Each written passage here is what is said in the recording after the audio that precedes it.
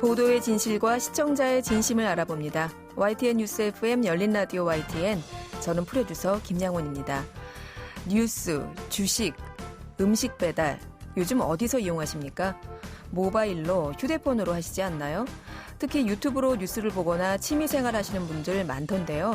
한 통계를 보니까요, 우리 국민의 83%가 유튜브를 보고 한 달에 1인당 평균 29시간 이상 사용한다고 하죠. 자, 이렇게 유튜브라는 매체에 의존하는 시간이 길어지다 보니 보수와 진보, 양극단 성향의 시청자는 자신만의 채널을 보고 또 거기서 나오는 내용만을 믿고 다른 곳의 주장은 듣지도 보지도 믿지도 않는 확증 편향이 점점 더 강해지는 건데요. 언제부턴가 우리 사회 여론이 반으로 갈라져서 중간지대가 없다, 이런 말씀들 많이 하시죠. 우리 사회 여론의 중간지대는 이제 영원히 사라져버린 걸까요? 잠시 후 미디어 비평에서 이야기 나눠보겠습니다. 1월 23일 토요일 순서 바로 시작하죠.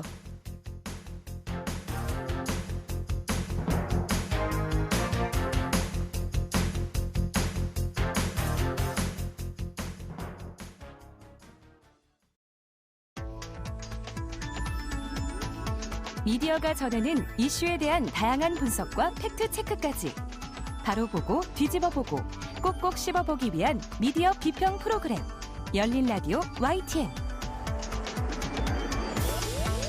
네, 한 주간 뉴스를 꼭꼭 씹어보는 시간 미디어 비평입니다.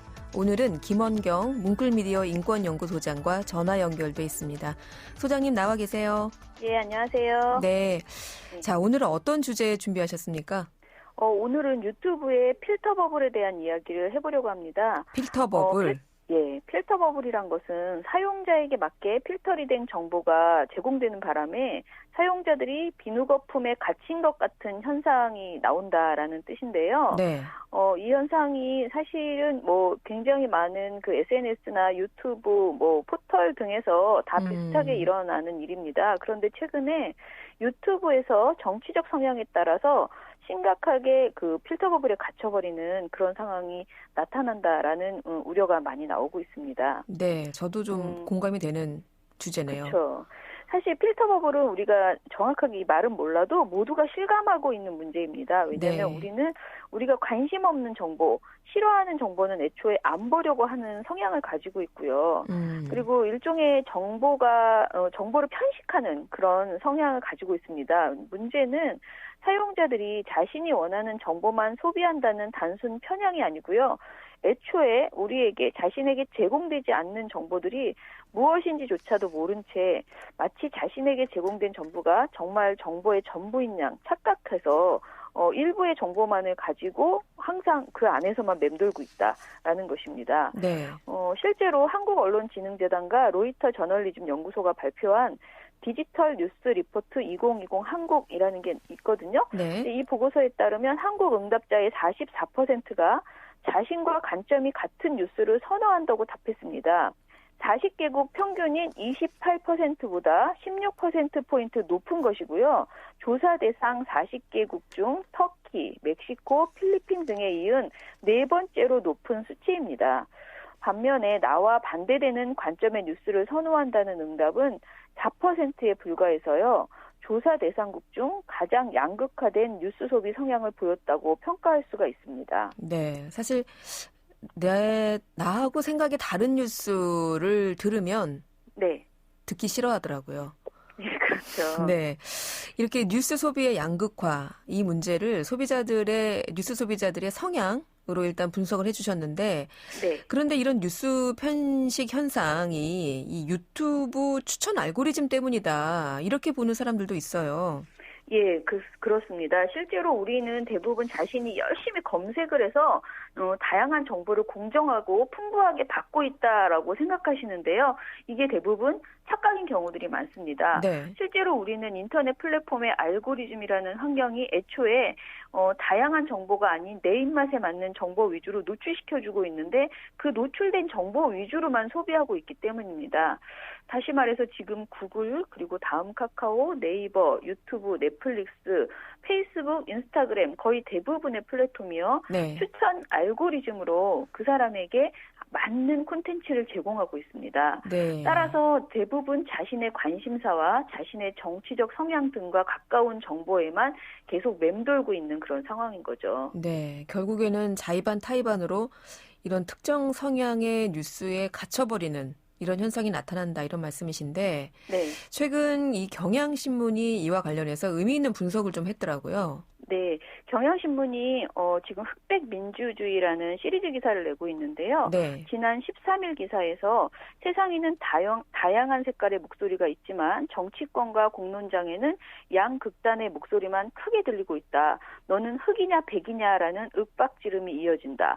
목소리 낮은 시민들은 어둠 속으로 사라지고 조명 속에서 떠드는 사람들의 이야기만 들린다라면서 우리 사회를 평했습니다.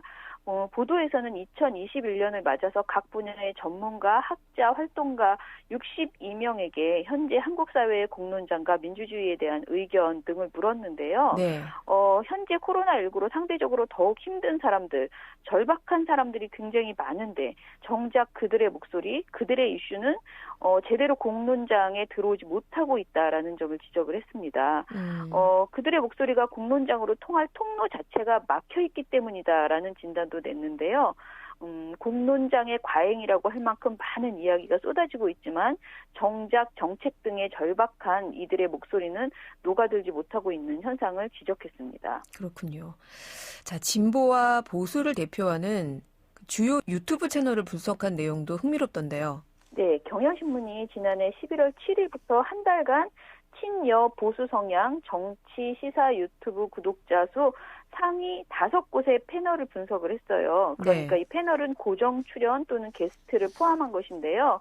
두 진영에 공통으로 등장한 인물이 없었다고 합니다.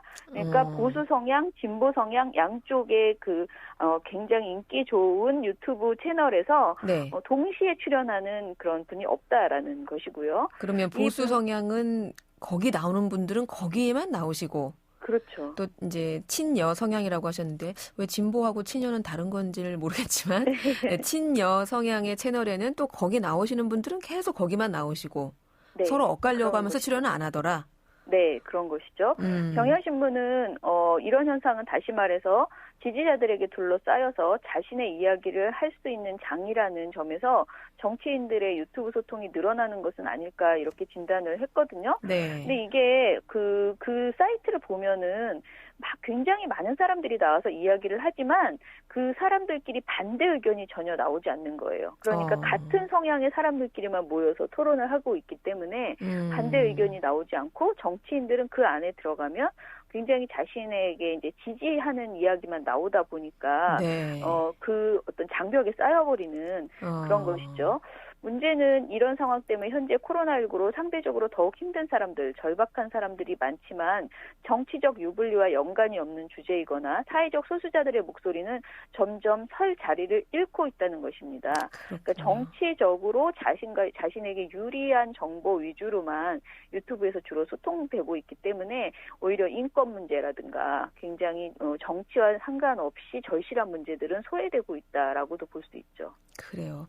공론장은 넘치는데 정작 그 공론회장으로 들어가는 통로는 막혔다. 네. 근데 결국 이렇게 공론회장으로 진입하지 못하면 뭐 논의에 오르지조차도 못하는 거잖아요. 네, 네. 근데 사실 언론이 대표적인 우리 사회 의견들의 공론회장 아닙니까? 그렇죠. 저는 공론장이라는 말을 정말 많이 씁니다. 네. 언론이 해야 할 가장 중요한 일이 공론장의 역할이라고 생각하거든요. 그래서 제 모니터링의 가장 주요한 잣대도 공론장 기능을 제대로 하고 있는 것인가를 살펴보는 것입니다. 언론이 이 공론장 기능을 제대로 하기 위해서는 기본적으로 제공되는 정보가 다양해야 하고요. 그 정보가 정확해야 하고 합리적인 다중지선의 토론이 이루어져야 한다고 생각합니다. 또 사회에 차별과 혐오가 만연하면요. 민주주의 존립 자체가 위험하다라는 그런 지적을 굉장히 많이 하거든요, 사람들이. 네. 근데 그 이유가 차별받는 사람들, 혐오받는 사람들이 공론장에 들어오지 못하게 되면 그들의 이슈가 완전히 묻혀버리고 차별이 더욱 심각해져서 이것이 곧바로 민주주의의 붕괴로 이어진다라는 것이죠. 필터버블 상황에서는 언론이 그들 안에서만 돌고 있는 여러 가지 정보에 대한 사실 확인을 해서 국민에게 팩트체크 기사를 제공할 의무가 있습니다. 언론이 이 역할을 게을리하면은 사실은 유튜브나 그 기성 언론이나 큰 차이가 없다라고까지 말할 수 있습니다. 자, 그런데 이제는 유튜브가 사실상 언론의 역할을 하고 있습니다. 네. 네. 그럼에도 불구하고 이런 공론장의 역할을 유튜브 너는 빼고 기성 언론에만 우리가 너무 의지하고 또 사실상 많은 사람들의 뉴스 소비가 이루어지고 있는 유튜브 시사 채널, 앞서 예를 들어주셨던 이런 데서는 계속해서 내 편 위주의 자극적인 내용만을 쏟아내고 있는 상황인데요. 어떻게 보세요? 그렇죠. 그런데 이제 유튜브에는요, 왜 이렇게 계속, 지나치게 자극적인 이야기 등이 많이 돌고 있는가를 보면은, 유튜브 생방송 중에 시청자가 일정 금액을 후원하게 하는 기능이 있거든요. 슈퍼챗이라고 부릅니다. 네. 사실 많은 분들이 알고 계신데요. 이 슈퍼챗이 유튜브 하는 사람들에게는 정말 보너스 같은 것입니다. 그런데 이것을 바라다 보면은 보다 자극적인 콘텐츠가 되는 경우가 많다고 합니다. 이번에 경향신문 보도에 따르면 유튜브 수익 분석 사이트 플레이보드에서 발표한 내용인데요. 네. 지난 한 해 국내 유튜브 슈퍼챗 수익 상위 채널 10개 가운데 6곳이 정치, 시사, 평론 관련 유튜브였다고 합니다. 그리고 그중에 1위가 가로세로 연구소였습니다. 2020년 한 해에 7억 3천여만 원을 가로세로 연구소가 벌었다고 합니다. 그런데 외국도 그럼 이렇게 정치, 시사, 평론에 슈퍼챗이 많이 들어오는가? 네. 그렇지 않다고 하네요. 해외 유튜브의 경우에는 슈퍼챗 수익 상위 채널이 대부분 게임, 예능 등 엔터테인먼트 분야라고 합니다. 우리는 그러니까 시사, 토크에 굉장히 특화돼 버린 그런 상황이라는 거죠. 그렇군요. 네. 그리고 작년 12월에 국민일보에서 내놓은 기획보도 극단으로 안내하는 알고리즘 해설서 상식이 2개인 나라라는 보도가 있는데요. 네. 이 보도 정말 제가 추천드리고 싶은 그런 내용이었어요. 네. 근데 이 보도에서 알고리즘의 문제를 집중적으로 분석을 했습니다. 이 보도를 보면 유튜브를 하다 보니까 온화하게 이야기를 하지 않고 강한 캐릭터가 되더라라는 말이 나오거든요. 네. 한 유튜버가 이렇게 말을 해요. 유튜브를 하다 보면 매운맛이 없으면 찾아주는 사람이 없다는 걸 금방 알게 되죠. 욕설을 한다든지 좀 더 세게 행동하는 게 사람들에게 자극제가 되고 그게 구독자 확대로 연결되고 라고 말합니다. 자극적인 내용과 욕설, 센 표현이 더해질수록 구독자들은 더욱 열광했고 돈의 유혹에 빠져서 점점 이런 매운맛이 강해질 수밖에 없었다라는 이야기입니다. 그렇군요. 좀 더 자극적으로 말해야 후원도 늘고 네. 구독자도 늘어나고 그래야 결국 수익이 늘어나는 이런 구조. 네. 이렇다 보니 우리가 생각하기에 이 사람 참 합리적이다. 네. 이 주장 참 우리가 들어볼 만하다. 네. 이런 유튜버는 살아남을 수가 없는 거군요. 예, 그런가 봅니다. 그래서 국민일보는 중립 입장을 가진 사람이라도 유튜브 안에서는 흑백 중 하나만을 선택해야 하는 상황에 자꾸 놓이게 되는 것 같다라고 정리를 했습니다. 심재용 숙명여대 미디어학부 교수가 국민일보에 인터뷰한 바에 따르면 내 편과 내 편을 가르는 극단화된 사회에서 문제에 대한 정답은 결국 2개로 갈리게 된다. 이용자로서도 중간이라는 선택지가 사라지니 한쪽을 고를 수밖에 없다. 결국 양쪽의 덩어리는 점점 단단하게 뭉치고 극단을 지향하게 된다라고 우려의 뜻을 표했습니다. 네. 자, 이렇게 정치 시사적인 사안에 있어서 양극단으로 갈리는 이런 뉴스 소비 문화. 앞서서 소장님을 비롯한 많은 전문가들이 이거 참 문제다라고 지적을 하셨는데 네. 그냥 우리가 이렇게 두고 볼 수는 없잖아요. 네. 네. 우리가 할 수 있는 일이 있을까요? 일단은 저는 앞서 말한 것처럼 기성 언론이 제 역할을 찾아주어야 한다고 생각합니다. 네. 저는 언론, 특히 공영 언론이 최소한의 공론장 기반을 잘 형성해 주어야 하고요. 지나치게 불거진 허위 조작 정보, 이로 인해서 사회적 문제가 발생할 경우에 이에 대한 팩트체크 기사를 빠르고 그야말로 적절하게 내놓을 필요가 있다라고 생각을 합니다. 정부도 해야 할 일이 있는데요. 허위 조작 정보 중에서 특히 사회적 소수자에 대해서 아주 심각한 타격을 주는 그런 내용들, 혐오차별 정보는 빠르게 규제할 수 있게 조치를 마련해야 합니다. 우리 시민 차원에서도 해야 할 일이 있습니다. 우리는 그동안 유튜브든 포털이든 그냥 그야말로 주는 대로 받아먹는 식으로 순응하면서 이것을 이용해 왔습니다. 하지만 그 플랫폼이 우리의 정치, 경제, 문화, 사회 모든 측면을 좌지우지하고 있는 상황이잖아요. 네. 그렇다면 우리에게 너무나 큰 영향을 주고 있는 이 플랫폼의 알고리즘에 대해서 제대로 알고 지적을 해야 합니다. 그런데 이 알고리즘은 대부분은 영업 기밀이라고 해서 어떻게 돌아가는지 잘 모르거든요. 네. 따라서 제가 오늘 알려드린 경향신문이나 국민일보 기사 같은 것을 많이 읽어보시고요. 지금 내가 보고 있는 정보가 온전히 다양하고 합리적인 정보가 아니라는 점, 나에게 특화된 정보가 나에게 오고 있다라는 점을 인식해 주셔야 할 것 같습니다. 그리고 그런 인터넷 플랫폼의 알고리즘을 감시하고 적극적으로 개선을 요구하는 목소리도 내야 할 것 같습니다. 네. 두세 가지 정도 기성 언론이 해야 할 일, 시민 네. 차원에서 해야 할 일, 네. 이렇게 짚어주셨는데, 앞서서 기성 언론은 이렇게 해라. 허위 정보 바로 잡아라. 네. 이렇게 해주셨잖아요. 예. 저희 잠시 후에 이런 허위 정보를 바로잡는 팩트체크 네. 코너 준비하고 있습니다.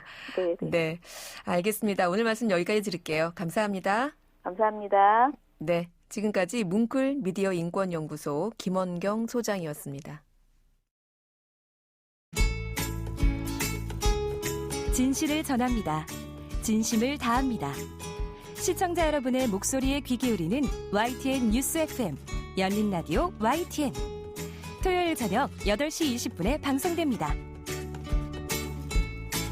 한 주간 YTN 라디오에서 방송된 프로그램들을 모니터링하고 평가해보는 시간입니다. 오늘은 박은하 시청자평가원 전화 연결돼 있습니다. 평가원님 안녕하세요. 네, 안녕하세요. 네, 이번 주에는 어떤 프로그램 모니터링 하셨습니까?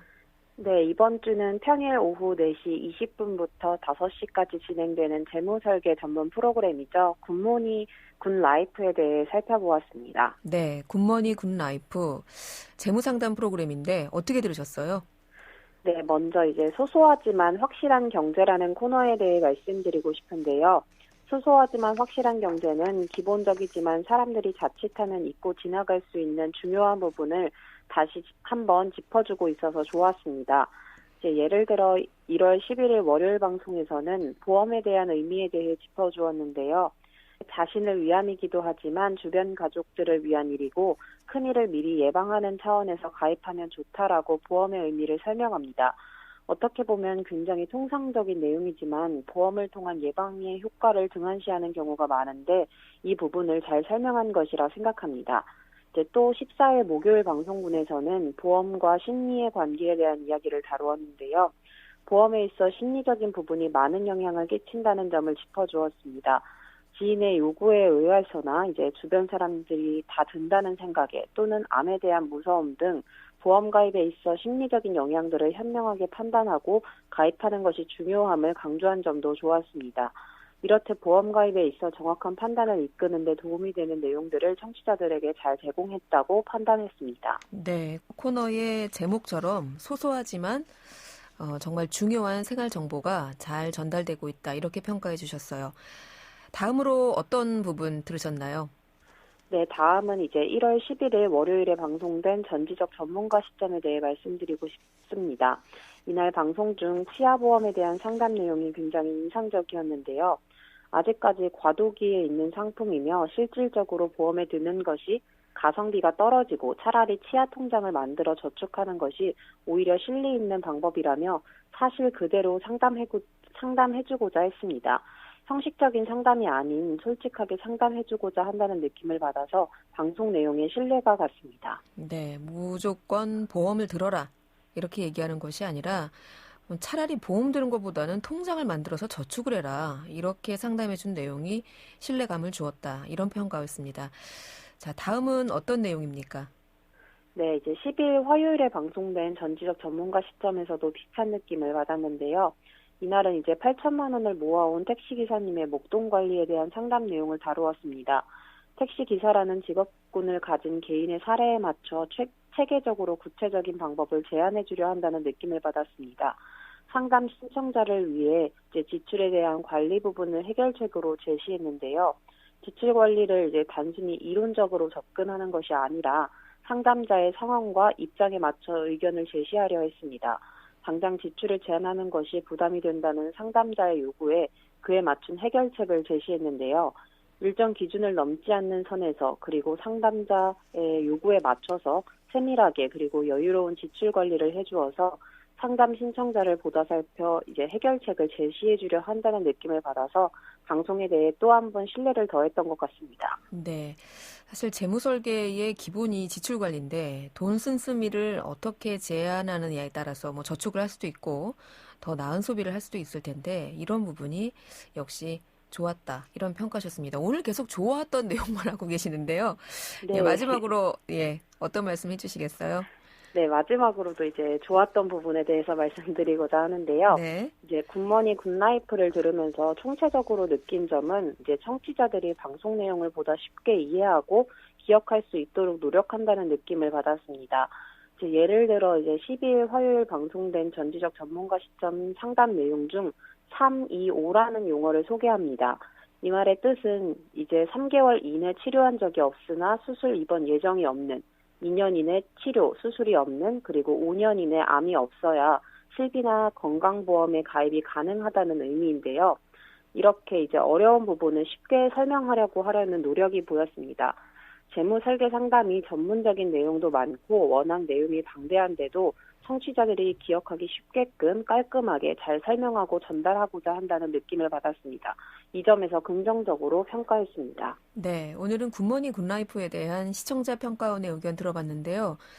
이렇게 칭찬 일색으로 끝난 시간은 참 드물었던 것 같습니다. 예, 좋게 들어주셔서 감사합니다. 오늘 말씀 여기까지 듣겠습니다. 고맙습니다.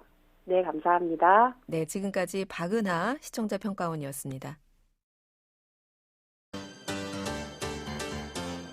열린 라디오 YTN에서는 시청자 여러분의 목소리를 듣습니다. 참여 신청과 의견은 유료 문자 샵 0945, 우물정 0945나 YTN 라디오 프로그램 열린 라디오 YTN 게시판을 통해 남겨주세요. 네, 지난 한 주간 있었던 뉴스들 가운데 사실 확인이 필요한 뉴스를 팩트체크해 봅니다. 팩트체크 전문 미디어죠. 뉴스톱의 송영은 팩트체커 연결돼 있습니다. 안녕하세요. 네, 안녕하세요. 네, 오늘은 송 기자님이 준비하신 팩트체크 시작하기에 앞서서 지난주에 저희 방송에서 언급한 내용 중에 인터콥 관련된 내용, 반론 요청이 있어서 짚고 넘어가야 할 것 같아요. 네네, 그렇습니다. 우선 국제 팩트체킹 네트워크 IFCN이라는 곳이 있는데요. 이곳의 원칙을 저희가 준수하고 있는데 이쪽의 원칙에 따라서 이걸 먼저 소개해드려야 될 것 같습니다. 지난주 방송 내용 중에요. BTJ 열방센터 인터콥 관련해서 설명한 내용이 있었는데 그중에 인터콥 측에서 그중에 일부 내용에 대해서 반론을 저희한테 알려왔습니다. 두 가지 중에 첫 번째는 그 BTJ 열방센터 관련 누적 확진자 수가 코로나19 1, 2, 3차 대유행의 중심이자 순서대로 가장 많은 집단 감염 사례로 기록됐다고 말씀을 드렸는데 네. 인터콥 측의 반론은 이 3차 대유행에서 동부구치소 관련 확진자 수가 인터콥 관련 확진자 수보다 더 많았다. 이렇게 알려왔습니다. 네. 그래서 확인을 해봤는데요. 인터콥 관련자 수는 앞으로 더 집계가 돼야 하는 상황이고 또 동부구치소는 재수자들로 인한 원인보다 그 관리 서울 측면이 더 크기는 했지만 그날 지난 방송 기준으로 공식 확인된 확진자 수만 따지면 인터콥 관련 확진자 수보다 이 동부구치소 관련 확진자 수가 더 많은 게 사실입니다. 네. 네. 그래서 이거 말씀드리고요. 두 번째는 인터콥은 불교 사원에 들어가서 찬송가를 부르는 행위 그리고 이른바 땅밟기라고 하는데 이걸 자기들은 이걸 선교 방식을 갖고 있다고 보도했는데 인터콥 측에서는 이렇게 땅밟기를 선교라고 주장한 적이 없다고 알려왔습니다. 저희가 다시 확인을 했는데요. 지난 방송에서 인터콥의 땅밟기 선교 주장은 인터콥 대표인 최바울 선교사의 2010년 10월 28일 국민일보 인터뷰를 근거로 저희가 설명을 했습니다. 당시 최 선교사는 신도들의 봉헌서 땅밟기가 논란일 때 땅밟고 기도하기가 뭐가 문제인가라는 제목으로 인터뷰를 했습니다. 그래서 그걸 근거로 말씀드렸는데요. 인터콥 측에서는 2014년 7월 인도 불교 사원에서 그 땅밟기 기도에 나선 청년들이 인터콥 선교 수록 단기 선교팀을 밝혀지자 2015년 7월 10일 사과문을 발표했습니다. 사과문을 통해서 사역자 협의회를 열어 인도 불교사원 땅밟기 기도 사건에 대한 책임을 묻고 재발 방지 대책에 대해 논의할 계획이라고 밝혔습니다. 이 주장도 추후 입장이 바뀌었다고 볼 근거가 있기 때문에 인터콥 측의 반론으로 이렇게 소개합니다. 네, 그렇습니다. 네. 자, 그러면은 오늘 첫 번째 팩트체크 시작해 볼까요? 네. 그 남의 소설을 통째로 도용해서 이 문학공모전에 출품해서 5차례나 수상한 것으로 밝혀져서 공분을 사고 있는 이가 있습니다. 네, 이게 좀 논란이죠. 네, 네. 이분과 이인이신 분들이 좀 깜짝 놀란다고 하셔가지고 네. 이름을 밝히지 않고 그냥 손 씨라고 지칭을 하겠습니다. 손모 씨. 네, 네. 손 씨가 남의 작품을 도용해 수상한 문학상은 모두 5개인데요. 제16회 4개 김장생 문학상 신인상, 2020 포천 38 문학상 대학부 최우수상, 제7회 경북일보 문학대작의 가작, 제2회 글로리 신여 신춘문예 당선, 개간지 소설미학 2021년 신년호 신인상 등입니다. 현재 5개 상 모두 수상 취소 공고가 났습니다. 이게 뭐 이렇게 큰 문학상은 사실 아니에요. 네네. 그래서 일반 대중들이 많이 알고 있는 그런 문학상은 아니지만 어쨌든 네. 이런 크고 작은 문학상을 무려 5개나 네. 수상을 했는데 이게 다 허위로 여기에 올린 네. 것들이 남의 것을 표절한 통째로 그냥 표절한 것으로 이렇게 밝혀지면서 모두 다 수상이 취소된 건데 네. 많은 수상작에 대해서 표절 의혹이 수면 위로 떠오른 건데 이 내용 어떻게 밝혀진 건가요? 예, 이것도 좀 아쉬운 부분인데요. 말씀하신 대로 이게 큰 규모의 시상이 아니다 보니까 네. 좀 작은 곳들이 많은데 이 주최 측에서 다 확인한 게 아니고 작품을 도용당한 작가에게 제보가 들어갔고요. 그 작가분께서 소셜미디어를 통해서 그 내용을 공론화했습니다. 네. 그러면서 알려졌습니다. 게다가 이 문학작품 표절이 알려지면서 손 씨의 다른 이력, 본인이 이제 페이스북 같은 소셜미디어에 많이 올려놨는데요. 이런 이력 대부분이 허위로 밝혀지고 있습니다. 그래서 문학계뿐 아니고 뭐 관계, 학계, 정계에도 지금 파장이 미치고 있는데요. 몇 가지 대표적인 것들을 좀 확인해봤습니다. 첫 번째가 나이부터 문제가 됐는데 아까 보시면 아까 말씀드린 대로 시니어 문학상도 있고 뭐 대학부 초상도 있는데 네. 우선은 이분의 나이가 대학생이 아니에요? 네네. 손 씨 실제로는 1980년생입니다. 아이고 그러면은 40이 넘으셨는데. 네, 40이 넘으신 분인데 네. 일단 글로리 신여 신춘문예에는 참가자객이 만 49세 이상입니다. 이거는 뭐 결국은 나이를 속이고 응모한 것으로 밝혀졌죠. 49세 이상인데 아직 49세가 안 되셨는데 여기도 또 나이를 속이고 참가하셨고. 네. 그리고 지금 현재 신분이 대학생은 아니죠. 지금 본인은 이제 박사과정 이런 거 좀 이따 말씀드리겠지만 그렇게 소개를 했는데요. 네.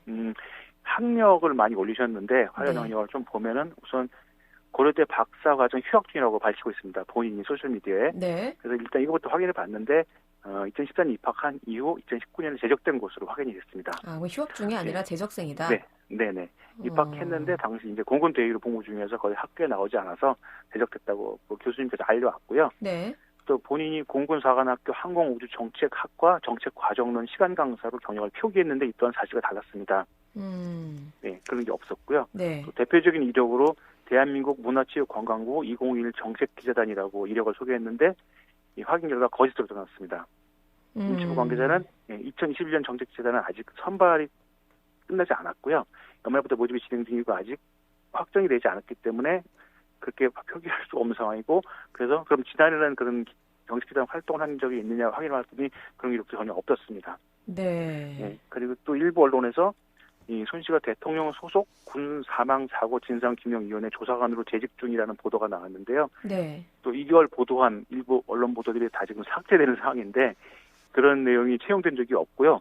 심지어 조사 활동에 단발성으로 참여한 경우도 없었습니다. 네. 위원회 관계자는 손 씨의 이름이 나온 건 그 채용 절차에 지원한 적이 있고 1차 서류 전형에 한번 합격했던 적이 있다. 이것만 확인해 줬습니다. 참, 이분은 그러면은 나이, 학력, 경력. 근데 뭐 경력도 보면은 이게 문체부 정책기자단이나 무슨 이렇게 시간 강사 이렇게 그렇다고 꼭 이렇게 속여서 뭔가 큰 이득을 볼 만한 그런 경력도 아니에요. 그런데 대체 몇 가지를 속이신 거예요, 이분은? 네, 좀 더 특이한 사례도 있는데 이 문학상 외에 도용인데요. 네. 특허청이 2010년 지난해 10월 개최한 제2차 혁신 아이디어 공모전에서 이 손 씨가 공공 데이터를 활용한 신개념 자전거 내비게이션 어플리케이션 이런 아이디어로 최우수상을 수상했습니다. 네. 그런데 이런 사실들이 밝혀진 다음에 또 인터넷 커뮤니티에서 이 자체도 아이디어를 도용했다는 의혹이 제기됐는데요.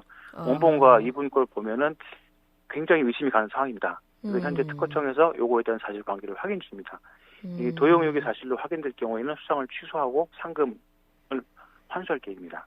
네. 참고로 이 법적으로요, 이 도용한 자료로, 그러니까 남의 자료로 공모전에서 수상하는 행위는 공공기관의 경우에는 형법 137조 위계에 의한 공무집행 방해 위반, 또 사기업의 경우는 314조 업무 방해에 해당합니다.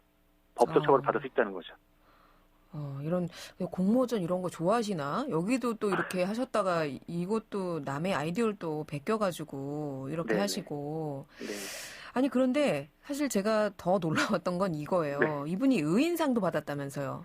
네, 이게 한국도로공사에서 지난해 2020년 고속도로 의인상을 받은 경력이 있는데요. 네. 이거는 이제 그 도로공사 홈페이지에 그 사진과 함께 수상 내역이 나와 있어서. 네. 일단 또 이렇게 많은 의혹이 있게 되니까 이거에 대해서 의심하는 분들이 있고 저희가 확인을 해봤는데요. 네. 일단 도로공사가 준 손 씨의 공적은 휴게소에서 의식을 잃고 쓰러져 있는 화물차 기사를 발견하고 응급처치 및 빠른 신고로 익명 구조에 이바지했다 이렇게 설명했습니다.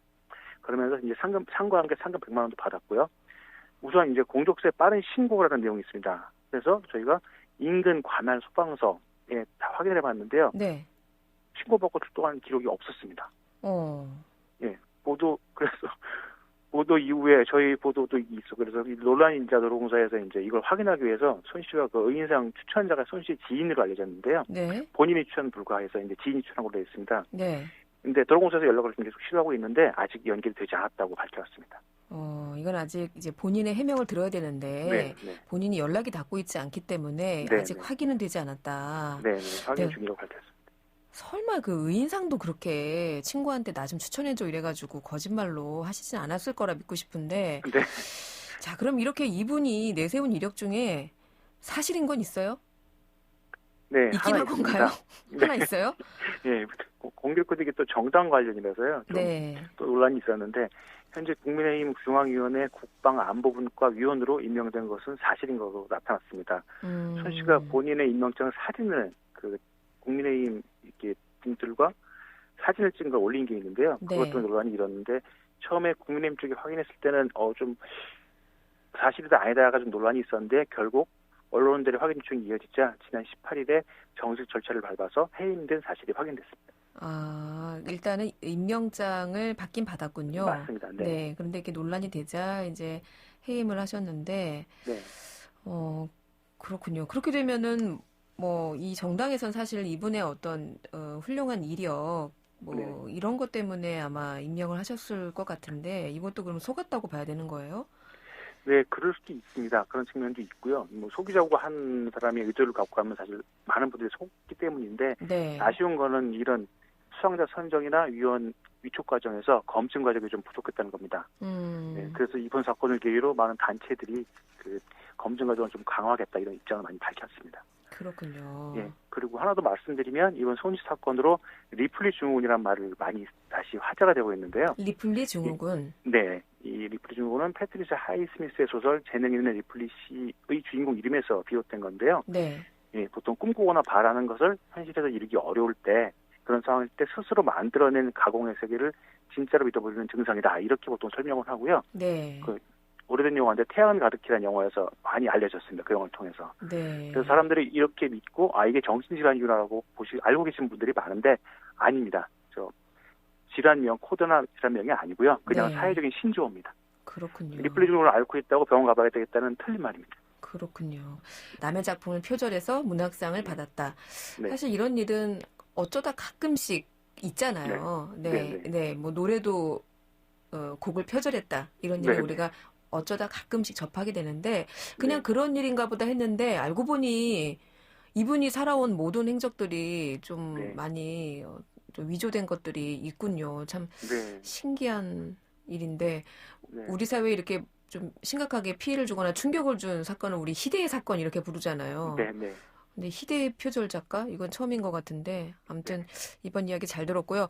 저희가 시간이 다 돼서 오늘 팩트체크는 희대의 표절 작가까지 해야 될 것 같습니다. 네, 알겠습니다. 네, 오늘 말씀 잘 들었습니다. 네, 감사합니다. 네, 지금까지 뉴스톱의 송영훈 팩트체커였습니다.